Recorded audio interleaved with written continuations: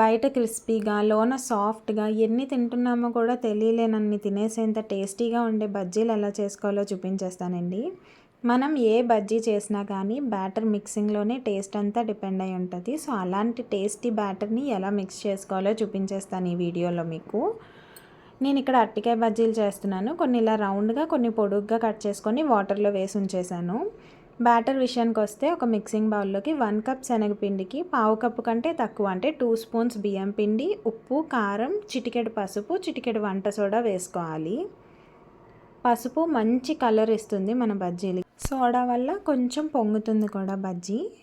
మొత్తానికి చూడ్డానికి, తినడానికి కూడా చాలా టేస్టీగా ఉంటుందన్నమాట. సో కొద్ది కొద్దిగా వాటర్ వేసుకుంటూ ఎలాంటి ఉండలు లేకుండా మిక్స్ చేసుకోవాలి. కన్సిస్టెన్సీకి వచ్చేసరికి మీరు వేలుతో ఇలా తీస్తే ఎంత మందంగా అయితే పిండి మీకు వేలుకి అంటుకుంటుందో అంతే మందంగా బజ్జీకి అంటుకుంటుంది. కాబట్టి దాన్ని బట్టి మీకు కన్సిస్టెన్సీ అర్థమైపోతుంది. ఇంకంతే, ఏముంది, ఆయిల్ డీప్ ఫ్రైకి పెట్టేసుకొని ఆయిల్ హీట్ అయిన తర్వాత బజ్జీలు వేసేసుకోవడమే. కలర్, టెక్స్చర్, టేస్ట్ అన్నీ సూపర్గా వస్తాయి. చాలా క్రిస్పీగా కూడా ఉంటాయి.